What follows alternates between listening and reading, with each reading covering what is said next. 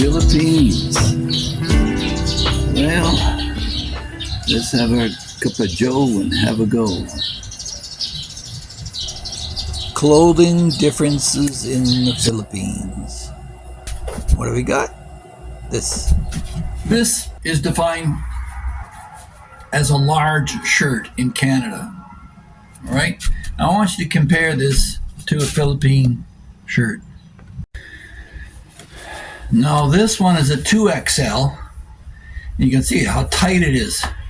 It's right tight with me. And another thing you'll find in the Philippines is the shirt collars are so small. Even the big shirts. Now, I'm just an average North American guy, so take that into account. Now this one, Philippine shirt, 3XL. 3XL, okay?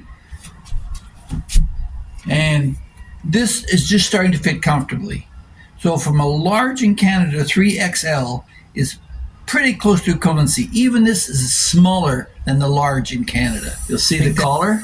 Look.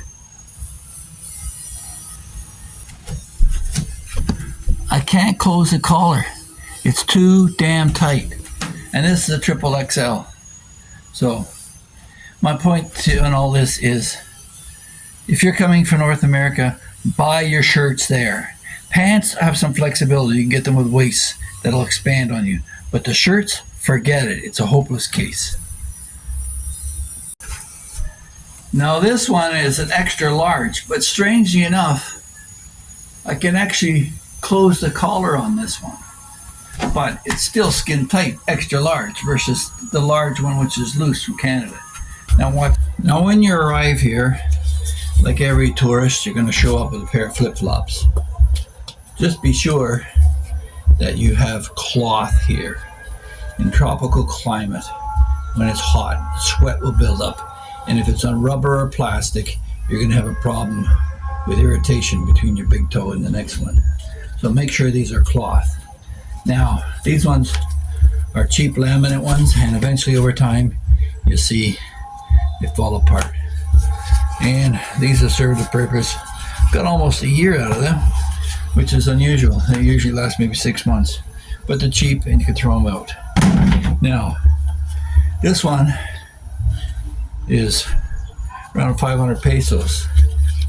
These ones here. And you can see the cloth is a little thicker, so it spreads the support over a larger area. But you still got this between the toes. It's going to irritate you over time. And these are laminated again. These ones are around 500 pesos. And you can see they're molded for your foot so that there's a little bit more comfort to them. And these are KP Islanders. Bought them at Country Mall here in Banilad. And then what you will definitely want to consider too is over time you're going to get irritation between your toes from that darn thong, and you'll want to have a pair of slip-ons like these. And these ones, they're leather, they got a rubber sole, better quality. These are BG Lab. 42 is the size of the metric system, or a different European system here. So you have to do the conversion. I'm about a size 9.5, 10 in Canada, so we're at 42 here. And yeah, these are leather, and they'll take longer to break in, but it will give you a relief from your middle toe itch here, but it'll just transfer it to this area. So over time, you're going to get maybe a blistering from that too. So you've got to alternate between both shoes so you don't have that problem coming your way. But you definitely want to have your feet breathing freely here in this heat.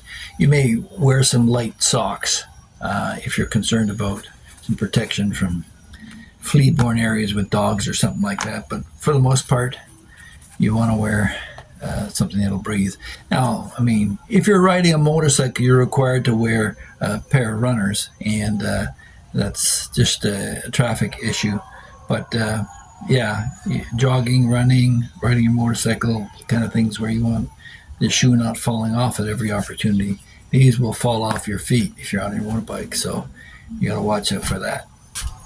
As for laundry, we get ours hand washed here locally by a girl who's been doing it for years for us.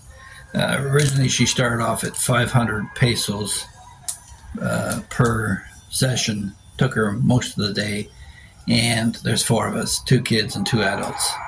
And you'll find that they sell cheap hangers here. I would suggest maybe bringing hangers and wood clothespins too from North America. They're better quality and going to hold up. These ones, they fall apart in the sun. They get brittle and snap, and they just don't hold up. So yeah, I would suggest you look at getting a proper hanger for your clothes. And then there's the issue of your shorts. So for your outer shorts, you can get something like this, which is, what's this? This is a triple XL pair of shorts that are some sort of poly blend.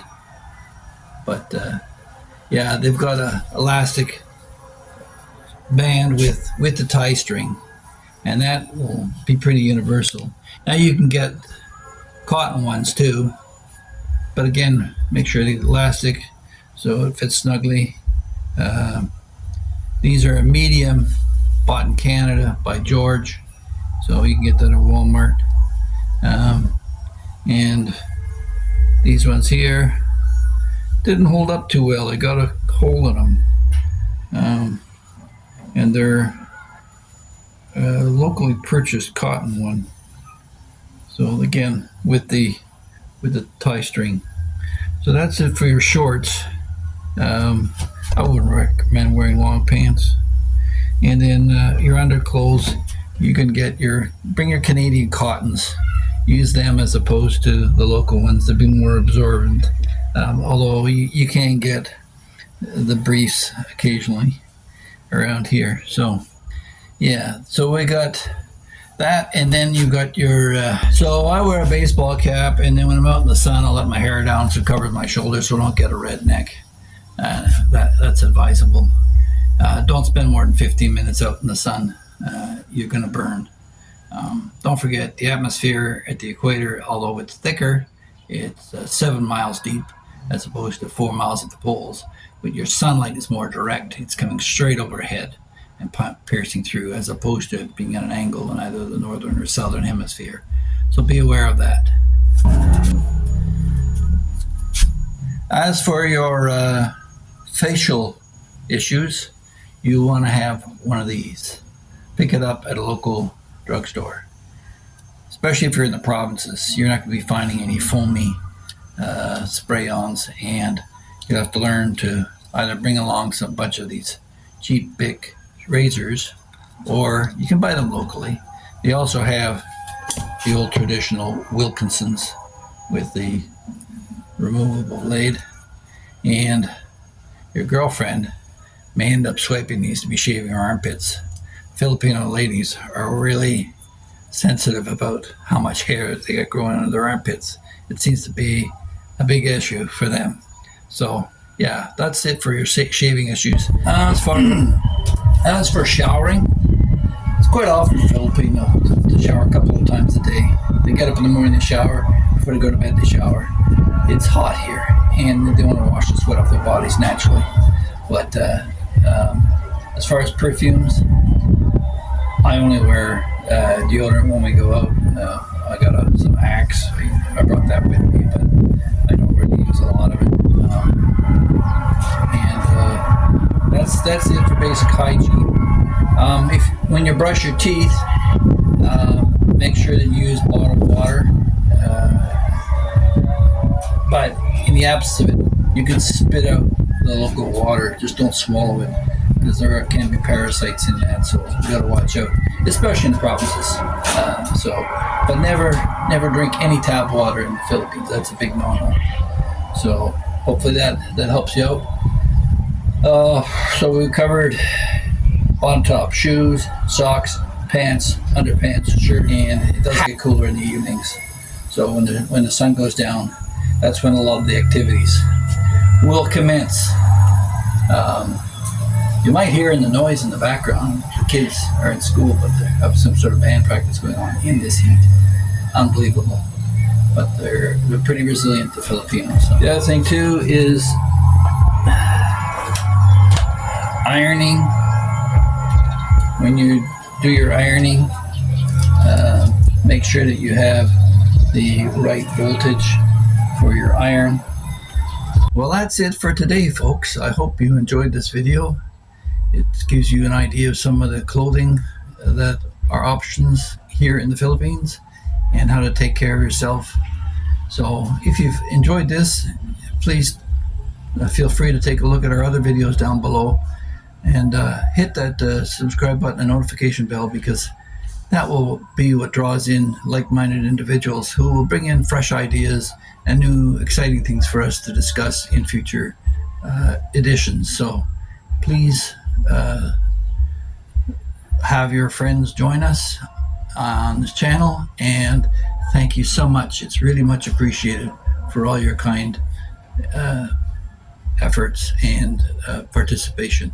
So don't forget that the comment section is there for your participation, and I read every single last one. So and if a question is asked, I try to answer it. But I certainly appreciate you and your comments. So thanks again, and we'll talk to you in the next one. Goodbye.